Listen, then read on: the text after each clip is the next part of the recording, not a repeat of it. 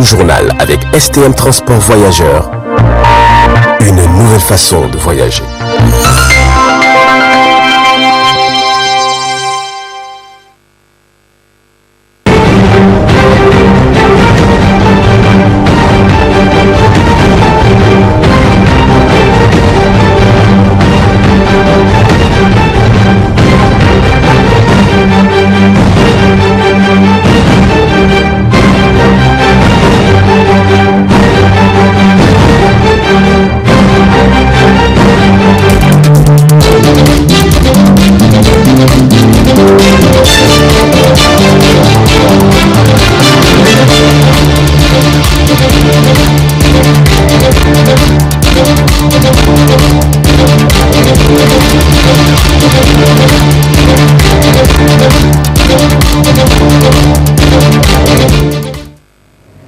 Monsieur, dames, bonsoir et ravi de vous retrouver à cette édition du soir sur la télévision Tambara. Cérémonie de présentation de vœux de nouvel an ce mardi 11 janvier 2022 de l'ensemble du personnel de l'Assemblée nationale du Niger et au peuple tout entier dans le local de la dite institution. C'était en présence de nos reporters Abdelkader Ibrahima Sartoukoli et Ibrahim Kantama.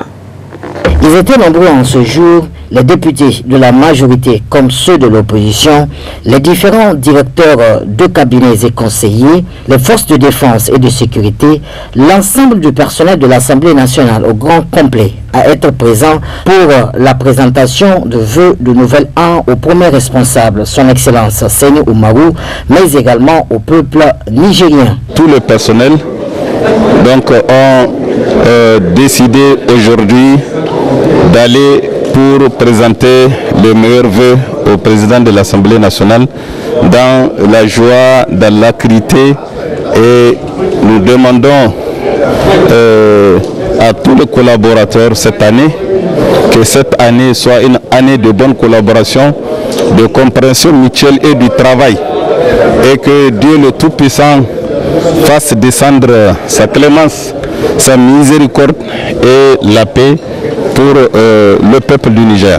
Nous souhaitons par la même occasion bonne fête à tout le peuple nigérien. Nous souhaitons que cette année nouvelle soit meilleure que l'année précédente. Nous souhaitons la sécurisation des populations et beaucoup de richesses profitables au peuple nigérien. Nous sommes venus aujourd'hui présenter nos vœux au président de l'Assemblée et à nos chers collègues députés, au peuple nigérien et à nos forces de défense et sécurité. Qu'Allah le Tout-Puissant nous accorde la paix, la santé, la prospérité. Cette cérémonie s'est terminée avec le vœu que cette nouvelle année qui commence soit une année de consécration au travail, avec l'espoir que ces élus du peuple répondent mieux aux attentes du peuple nigérien. Le ministre de l'élevage, porte-parole du gouvernement, et celui de l'Intérieur étaient hier après-midi face à la presse pour éclairer la lanterne des citoyens sur la situation du trafic de drogue dans notre pays. C'était en présence du procureur de la République, du directeur général de la police et celui de la centrale de répression du trafic illicite des stupéfiants. Le compte rendu est signé Rali Hassani et Ibrahim Kantama. Cette conférence de presse conjointement animée par le ministre de l'élevage, porte-parole du gouvernement, et le ministre de l'Intérieur est née de la volonté du gouvernement de mieux communiquer sur la situation du trafic de drogue dans notre pays. Le ministre porte-parole du gouvernement a ainsi retracé les efforts du gouvernement dans le cadre de la lutte contre le trafic, tout en rappelant la création de l'Office central de répression du trafic illicite des stupéfiants OCRTIS, qui, depuis sa création en 2015, ne cesse d'œuvrer dans le cadre de cette lutte. Durant donc près de 6 ans, cet office a laboureusement travaillé. Le gouvernement l'a accompagné en le dotant de personnes, des ressources humaines nécessaires, des équipements et de tous les moyens pour lui permettre de travailler dans des conditions acceptables. contrairement à ce qui est répandu, depuis 2015, des quantités importantes de drogue, d'autres stupéfiants et de biens, de l'argent et des armes ont été opérés par cet office. Après une brève présentation, les journalistes présents pour la circonstance ont eu droit à poser des questions auxquelles les deux ministres ont apporté des réponses précises. Une des questions est relative à l'implication des officiels. Je pense que le mot peut-être est, à mon sens, un peu pas très indiqué. Disons qu'il y a un élu qui a été interpellé et qui se trouvait dans le véhicule, effectivement. Mais comme vous le savez, la loi, elle est claire. Et la loi, elle s'applique à tous. Il n'y a pas de citoyen particulier face à des infractions ou à des délits. Donc la loi sera appliquée dans toute sa rigueur par rapport à qui que ce soit qui aurait commis une faute. C'est vrai, comme vous le relevez, c'est dommage que ce soit un représentant d'une communauté qui n'a pas su mériter la confiance que les populations ont eue à son endroit en l'élisant comme le représentant qui se retrouve impliqué dans ce trafic-là. Mais la loi lui sera appliquée dans toute sa rigueur et qui que ce soit qui sera impliqué, ben, la personne fera face à la justice et à la justice dans toute sa rigueur. Le ministère de l'Intérieur s'engage à donner tous les moyens à cet office qui fait ses preuves depuis qu'il est mis en place. Parce que la drogue, vous ne pouvez pas la traquer si vous n'avez pas de capacité vous permettant de vous renseigner. Donc, ces agents ont la plénitude de pouvoir pour agir. Ça aussi, c'est très important. Il n'y a aucune limite, aucune forme de limite dans l'exercice de leur fonction. C'est très important à savoir. Maintenant, l'utilisation de certains véhicules officiels, tels que ce qui est arrivé la dernière fois, l'utilisation donc du véhicule de la mairie ou des ambulances, etc., etc. La solution, c'est comme le ministre l'a dit tout à l'heure, c'est de pouvoir renforcer les contrôles à tous les points de contrôle. Quant au procureur de la République, il s'est lui appesanti sur la question de l'incinération de la drogue saisie. Le procureur de la République peut, à travers une requête, demander au juge d'instruction l'autorisation de procéder à l'incinération de la drogue qui a été saisie. Et lorsque le juge d'instruction estime que la requête du procureur de la République est fondée, il prend une ordonnance aux fins d'autorisation de procéder à l'incinération pendant que le dossier est en instruction. Et vraisemblablement, en ce qui concerne les dossiers en cours, nous sommes inscrits, monsieur le ministre, dans cette logique. La requête a déjà été formulée. Nous attendons la réponse du juge en charge du dossier et nous prendrons toutes les dispositions nécessaires pour que la même transparence qui a caractérisé le traitement de ce dossier, de bout en bout, il y a eu des PV, il y a eu des tests et des témoins ont été invités pour assister à ces vérifications. La même transparence va caractériser le prélèvement de l'échantillon qui sera fait en application de l'article 140 de la même ordonnance que j'avais citée. Et la même rigueur, la même transparence va aussi caractériser le transport de cette drogue au site de l'incinération, la manière dont l'incinération va être effectuée. À la fin de cette conférence, le ministre porte-parole du gouvernement a réaffirmé l'engagement du gouvernement à intensifier les efforts pour traquer et traduire devant les tribunaux tous les acteurs et complices de trafic, car ils constituent, dit-il, une menace pour la paix et la sécurité de notre pays. Cérémonie de remise officielle ce matin des certificats de conformité des produits aux acteurs intervenant dans le domaine de transformation agroalimentaire. C'était sous le haut patronage de la ministre de l'Industrie et de l'Entrepreneuriat des Jeunes. Compte rendu Zainab Gagara, Abdelraouf Dayabou. Elles étaient au total 46 entreprises de production et de transformation des produits agroalimentaires qui ont bénéficié de la subvention octroyée par le Haut Commissariat à l'initiative 3N en collaboration avec l'Agence nigérienne de normalisation de métrologie et de certification.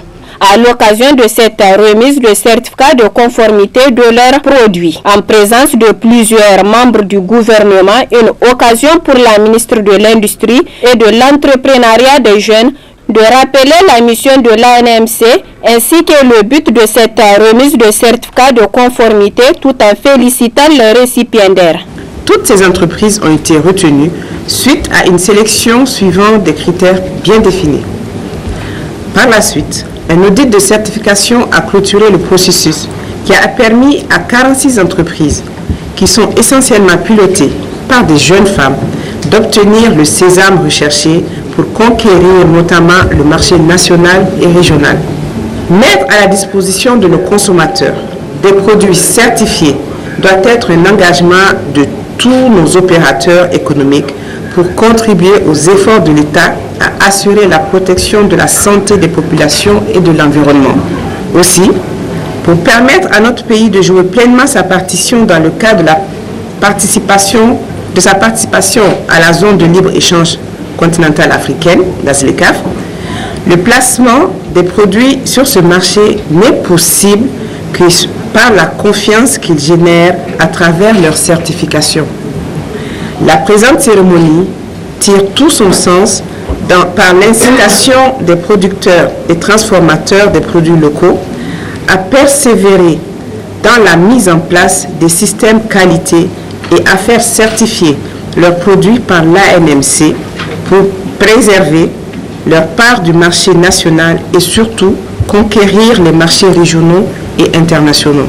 Quant au directeur général de l'Agence nigérienne de normalisation de métrologie et de certification, il est revenu sur l'objectif visé à travers cette cérémonie. La remise officielle des certificats de conformité aux normes des produits transformés localement par les femmes transformatrices nigériennes a pour objectif de valoriser les produits locaux afin de les rendre compétitifs sur le marché national, les marchés régionaux et les marchés internationaux.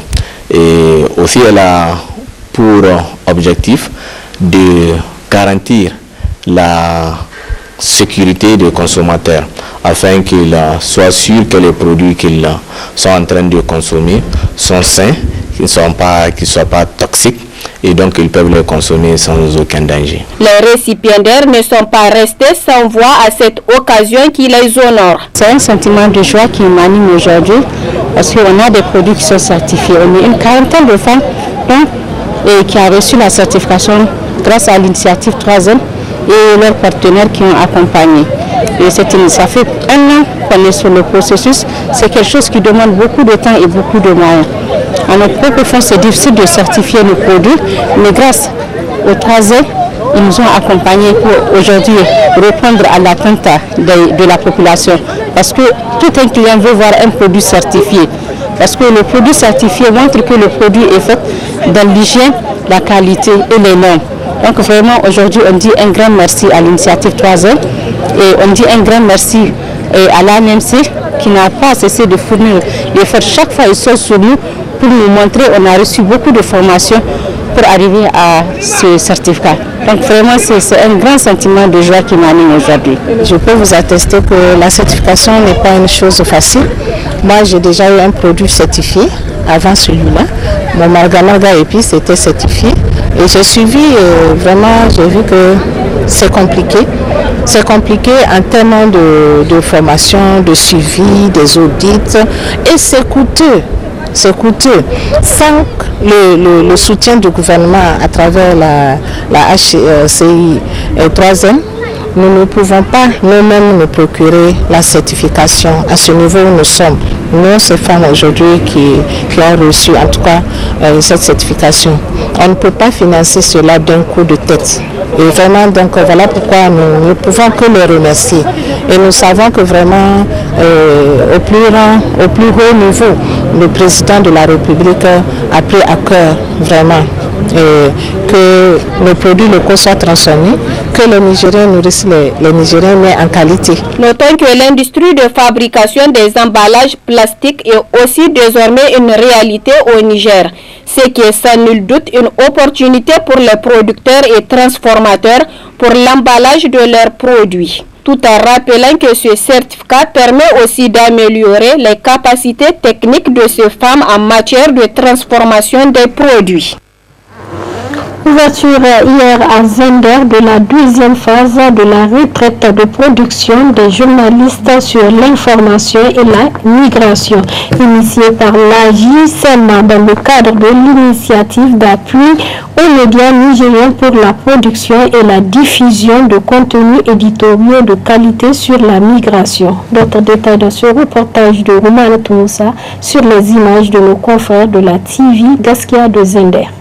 Cette deuxième phase de retraite de production des journalistes sur l'information et les migrations dans le contexte de la COVID-19 au Niger, organisée par l'Association des journalistes pour la sécurité et les migrations, AJCM Niger, avec l'appui du Bureau régional de l'UNESCO pour l'Afrique de l'Ouest, a pour objectif de renforcer les capacités des journalistes en écriture journalistique et les outiller sur la thématique de la migration dans l'optique de produire chacun au moins de contenu de qualité sur divers aspects de la migration dans le contexte de la crise de la COVID-19. 6 médias, à savoir 2 radios, 2 télévisions et 2 organes de presse écrite qui sont le groupe de presse Bonferré, la télévision Tambara, la radio Garquois de Maradi, Challenge FM de Niamey, l'hebdomadaire Le Potentiel et le journal AR Info, sélectionnés sur la base des plans stratégiques formulés à la suite d'un appel à proposition, y participent à cette rencontre de Zender. L'objectif étant de renforcer d'abord leur capacité en écriture journalistique et les outiller ensuite sur les thématiques de la migration dans l'optique de produire chacun au moins 2 contenus de qualité sur divers aspects de la migration dans le contexte de la crise de la COVID-19. À ce stade de mon propos, je tiens, Monsieur le Secrétaire Général, à vous réitérer une fois de plus nos sincères remerciements pour votre présence et à notre partenaire UNESCO et aux médias qui nous accompagnent dans la mise en œuvre de ce projet. Présent pour la circonstance, le secrétaire général de la région de Zender explique les raisons du choix de sa région. La retraite de production des journalistes sur l'information et les migrations entre dans le cadre de l'initiative d'appui aux médias nigériens pour la production et la diffusion des contenus éditoriaux de qualité sur la migration.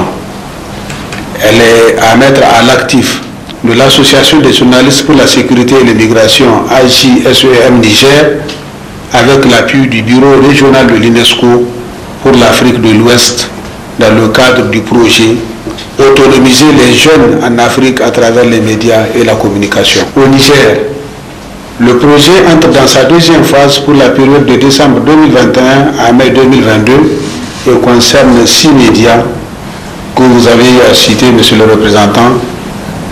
Ces médias ont été sélectionnés sur la base des critères rigoureux après analyse et évaluation des propositions de plans de production et de diffusion soumises à AJSEM Niger.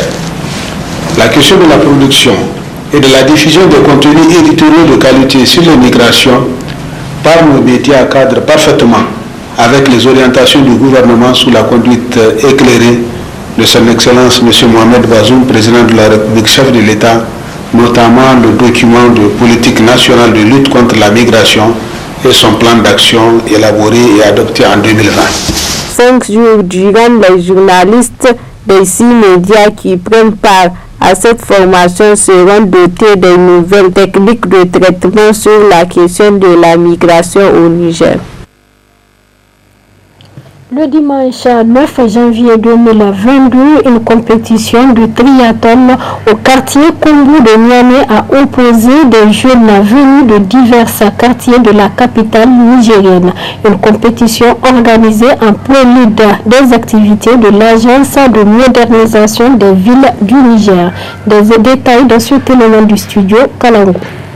Le dimanche 9 janvier 2022, l'agence de modernisation des villes du Niger a lancé ses activités par une compétition de triathlon au quartier Kombo de Niamey. Les jeunes de plusieurs quartiers de la capitale se sont affrontés dans diverses disciplines sous le coup des cycles de Oumoudou Mahamadou, le premier ministre du Niger. Pour l'entraîneur Souled Anteni, ces types d'événements sont à encourager. Ce type d'événement, ça motive parce que nous, ça nous permet non seulement, aujourd'hui on l'a fait pour les petits stages, les moyens d'âge et plusieurs catégories. Donc ça nous permet de détecter en tout cas beaucoup de catégories qui vont s'intéresser à la discipline. Vous voyez ce qu'on a mobilisé aujourd'hui, tu as l'impression que c'est un meeting. Mais c'est le sport. Vraiment c'est meilleur que tout. Un pays sans sport ne peut pas se développer. Nous au Niger, on a une piscine olympique qu'on n'a pas envie à personne, mais aujourd'hui la piscine est fermée. La piscine doit être ouverte pour que les enfants jouent, pour que les enfants se retrouvent, pour que la compétition puisse être en sécurité, parce que là vous voyez on n'a pas de sécurité. Malgré l'absence de piscine d'entraînement, les jeunes arrivent à s'exercer et à remporter des trophées dans la sous-région. C'est le cas de Issoufou Salih Bourema, qui est champion de la catégorie élite homme lors du championnat de triathlon zonal d'Afrique qui s'est tenu à Accra au Ghana en juin 2021. En matière de triathlon, je dirais que c'est la première fois que je vois ce type d'organisation et ça me fait vraiment penser aux compétitions internationales à qui j'ai eu à participer dans les années antérieures. Le message que j'ai à lancer au regard de toute la jeunesse nigérienne, c'est de se mobiliser à connaître un peu ce qu'est le milieu aquatique. C'est important pour soi-même de savoir nager. Cette compétition a globalement été bien accueillie par la population qui a répondu présente pour soutenir les compétiteurs et aussi féliciter les vainqueurs. On vient de faire une compétition d'aquathlon. Je suis devenue la première. On a fait 200 mètres de l'eau et 1 km à pied et à faire un tour de l'eau. Je suis très contente et ça me rend très heureuse. J'ai participé à la nage de l'eau. Je suis très heureuse et mes amis sont aussi très heureuses. Kan ga waidu ai maka ne ka kayyar majarga ai samari da suna nyamai suna gani tele yau da dare su dika su gani abin da su koyo abin da yan gawai su yi su koyo su gani dan gobe saboda su ba su nan wasu ganye wasu ba su ganye ba kansu asala wanda ba su ganye ba gobe su ne suna ganye duk kuma da yafa in gawai wannan sai tara sai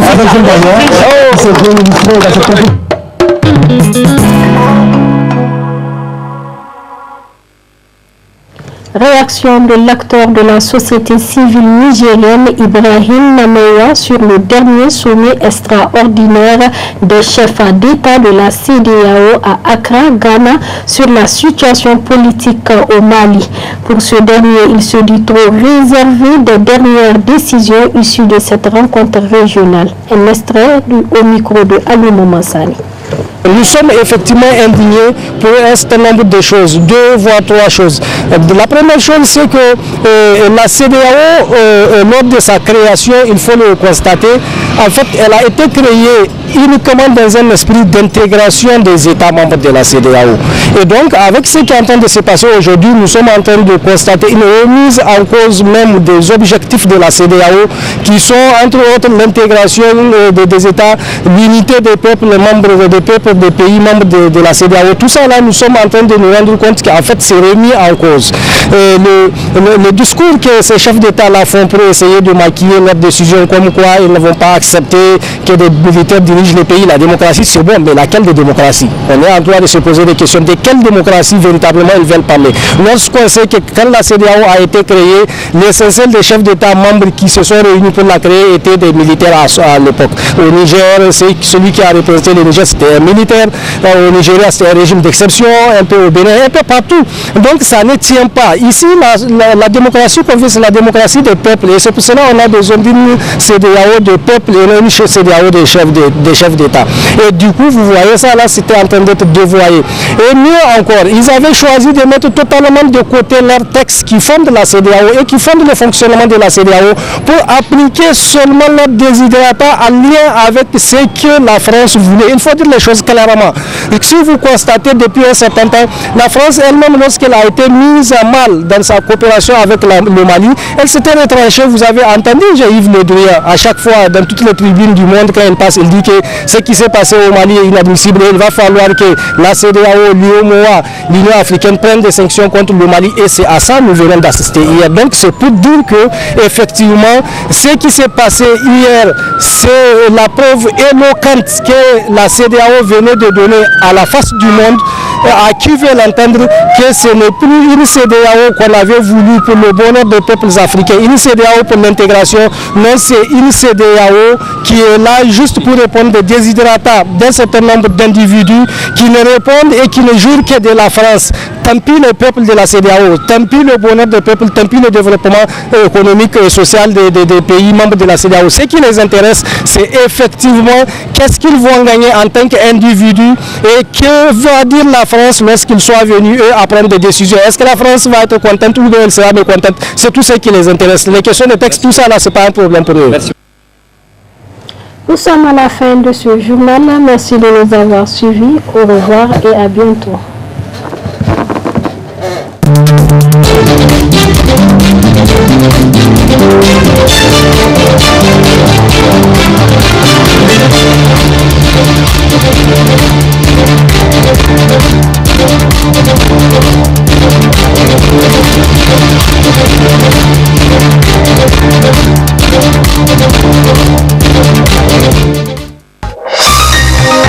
Ce journal vous a été présenté par STM Transport Voyageurs.